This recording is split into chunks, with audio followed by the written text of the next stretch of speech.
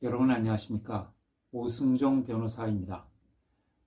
제가 홍대에서 저작권법을 강의하고 있는데요. 2005년도에 제가 홍대에서 처음 저작권법 강의를 시작하게 됐을 때 우리 홍익대학교의 그 총장님이신지 이사장님이신지 정확히 기억은 나지 않습니다만은 그분이 저에게 점심을 사주신 적이 있어요.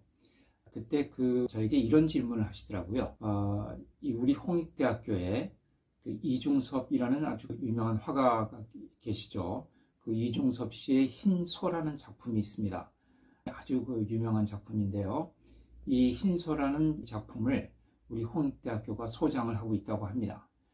그런데 이 흰소라는 이 그림을 디지털 파일로 만들어서 이용하고자 할 때 누구의 허락을 받아야 되느냐 하는 이 부분이죠.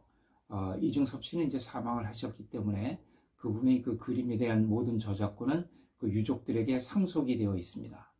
또 우리 홍익대학교는 이 흰소라는 그림의 소유권을 갖고 있죠. 그럴 때 이 흰소라는 이 그림을 디지털 파일로 촬영을 해서 책의 표지라든가 달력의 그림이라든가 이런 것으로 활용하고자 할 때 누구의 허락을 받아야 되느냐 하는 이 문제입니다. 그래서 총장님께서 어떤 변호사한테 물어보면은 그건 유족이 허락을 해줘야 되는 문제라고 답변을 하고, 또 어떤 변호사에게 물어보면 그건 홍익대학교의 허락을 받아야 되는 문제다, 이렇게 답변을 한다는 거예요. 그래서 어느 것이 맞냐 이렇게 물어보시더라고요. 자, 여러분 어떤 것이 맞겠습니까? 이 흰소라는 그림을 활용하고자 할 때 유족들의 동의를 얻어야 될까요? 아니면 소유권을 갖고 있는 홍익대학교의 허락을 받아야 될까요? 네, 결론적으로 말씀드리면 양쪽의 허락을 다 받아야 됩니다. 이 그림에 대한 저작권은 유족들이 갖고 있고요. 그림에 대한 소유권은 홍익대학교가 갖고 있거든요. 근데 이제 그 소유권자는 그림에 대해서 어떤 권리를 갖냐면은 이 소유권이라는 것은 사용, 수익, 처분할 수 있는 권리를 말합니다. 사용, 수익, 처분할 수 있는 권리. 예를 들어서 이 펜이 저희 소유라고 하면은 저는 이 펜에 대해서 어떤 권리를 갖냐면은 사용할 수 있는 권리. 이 펜을 이제 제가 마음대로 쓸 수가 있죠. 그 다음에 수익. 이 펜을 누군가에게 빌려주고 대가를 받을 수 있는 권리를 제가 가지고 있습니다. 그 다음에 처분. 이 펜을 마음대로 팔 수 있는 권리. 이렇게 사용, 수익, 처분할 수 있는 권리를 제가 갖고 있다. 이거 소유권의 내용이죠. 그 다음에 저작권은 그럼 뭐냐 하면은 저작 재산권에는 복제, 공연, 공중송신, 전시, 배포, 대여, 2차적 저작물 작성, 이 7가지 권리가 포함되어 있다고 말씀을 드렸죠. 자, 이런 7가지 권리가 이 저작권의 내용을 이루고 있습니다. 그런데 이렇게 저작권의 내용과 소유권의 내용은 서로 다른 듯 하지만 많이 겹치게 됩니다. 왜냐하면은 이런 저작재산권에서 말하는 복제, 공연, 공중송신, 전시, 배포, 대여, 2차적 저작물 작성, 이런 행위들은 사실 그 저작물을 사용하는 행위거든요. 네, 사용하는 행위죠. 그러다 보니까 이 소유권의 내용인 사용, 수익, 처분권과 서로 겹치는 부분이 있게 됩니다. 물론 소유권과 저작권은 분명히 구분이 됩니다. 어떻게 구분이 되냐 하면은 소유권은 물건에 대한 권리고요. 저작권은 저작물이라는 물건과 유사하지만 물건이 아니라 어떤 무체물. 그러니까 물건이란 것은 형체가 있는 것이죠. 우리 민법에서는 물건을 어떻게 정의하고 있냐 하면은 유체물 및 관리할 수 있는 동력. 유체물 및 관리할 수 있는 동력. 이렇게 정의하고 있습니다. 그리고 어떤 형체가 있는 체 아니면은 우리가 관리할 수 있는 힘, 대표적인 것이 전기 같은 겁니다. 전기는 우리가 형체는 없지만은 그 전기를 관리할 수가 있죠. 스위치를 끄고 또는 켜고 해서 그 힘을 관리할 수가 있는데, 이렇게 유체물 및 관리할 수 있는 어떤 힘, 그런 것을 물건이라고 하고요. 이 저작물은 기본적으로 무체물입니다. 형체가 없는 것이죠. 다만 이제 그런 것을 어떤 고정된 매체에 기록을 해놓게 되면은 그때부터는 그 형체를 갖게 되는데, 기본적으로 저작물은 무채물에 대해서 주어지는 권리고, 그에 반해서 소유권은 물건에 대해서 주어지는 권리라는 거죠. 자, 그러면은 이제 이 흰소라는 작품에 대해서 소유권자가 있고, 그 다음에 저작권자가 있습니다. 소유권자는 홍익대학이고, 그 다음에 저작권자는 이중섭 화가의 유족들이 되겠죠. 그런데 이 그림을 디지털 파일로 만든다는 것은 그림을 복제하는 것이거든요. 그러면은 저작권의 내용 중에 복제권이 들어있죠. 복제, 공연, 공중, 송신, 전시, 배포, 대여, 2차적 저작물 작성. 그 중에 가장 기본이 되는 것이 이 복제입니다. 그러니까 복제 행위를 한다는 것은 저작권의 내용이 되겠죠. 그 다음에 이것을 또 디지털 파일로 만드는 것은 사용의 개념에도 속하게 됩니다. 사용한다는 것은 또 소유권의 내용이 되죠.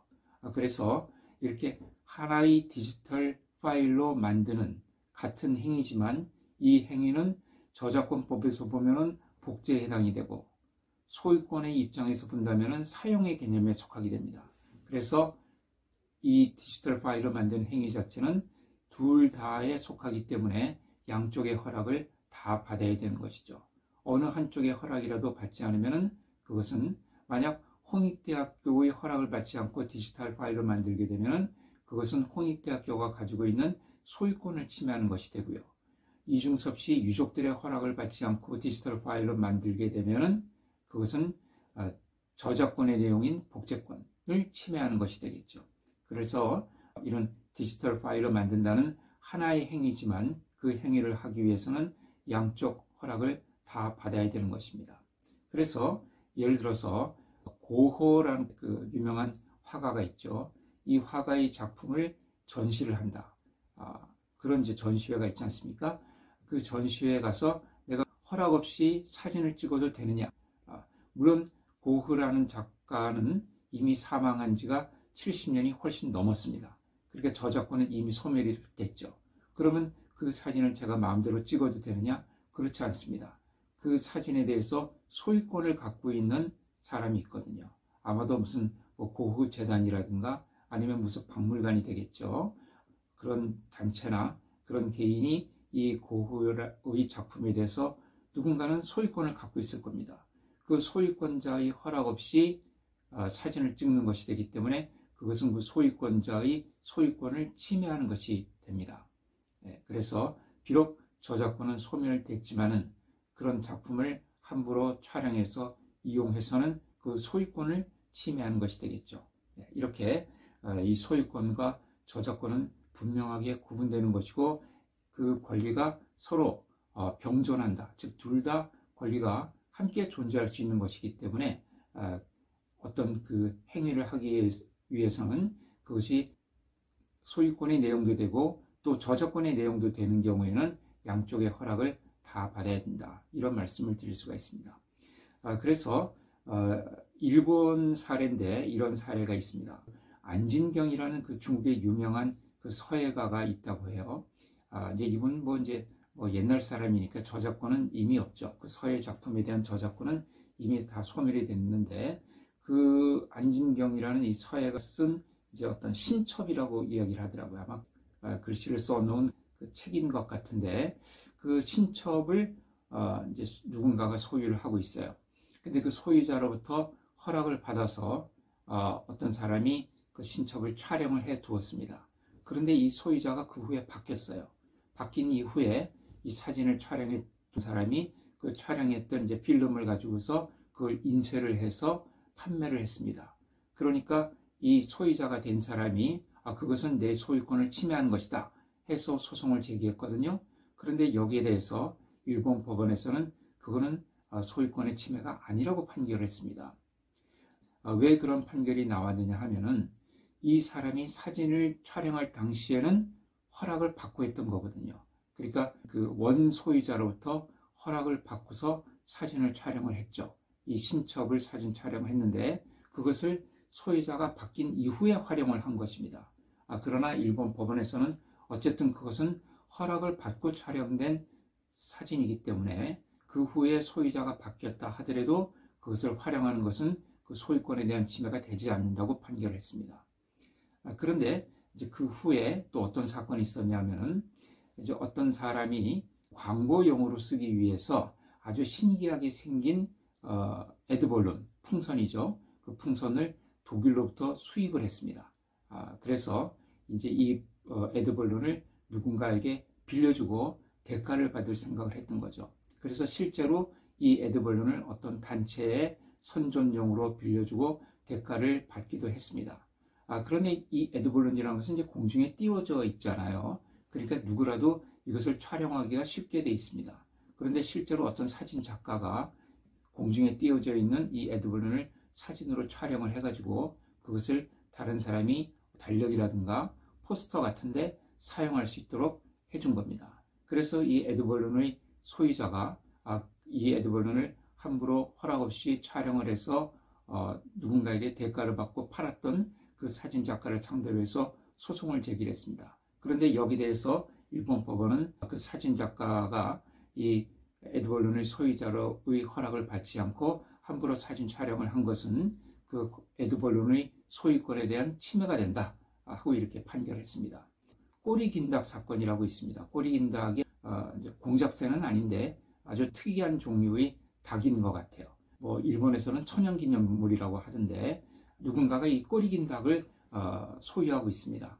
그런데 그 닭을 어떤 사람이 이 꼬리긴닭 소유자의 허락을 받지 않고 함부로 촬영을 해서 허락 없이 촬영을 해서 그것을 활용을 한 거죠. 그 사진을 뭐 판매를 했다든가 아니면 누군가에게 그 사진을 이용할 수 있도록 허락을 해 주었든가 하여튼 그 사진을 대가를 받고 활용을 했습니다. 그것이 이 꼬리긴닭 소유자의 소유권을 침해한 것이라고 이렇게 판결했던 사례가 있습니다. 자, 이렇게 이 꼬리긴닭이라든가 광고용 에드벌룬 뭐 이런 것은 뭐 저작물이라고 보기는 어렵습니다. 특히 꼬리긴닭은 이것은 살아있는 생물이기 때문에 이거는 누군가의 작품은 아니죠. 자연물이지 저작물이 아닙니다. 그러니까 비록 저작물은 아니지만 거기에 대한 소유권이 있다는 거죠. 그래서 이런 소유권자의 허락 없이 그것을 촬영한다든가 하게 되면 그것은 소유권에 대한 침해가 될 수 있다는 겁니다.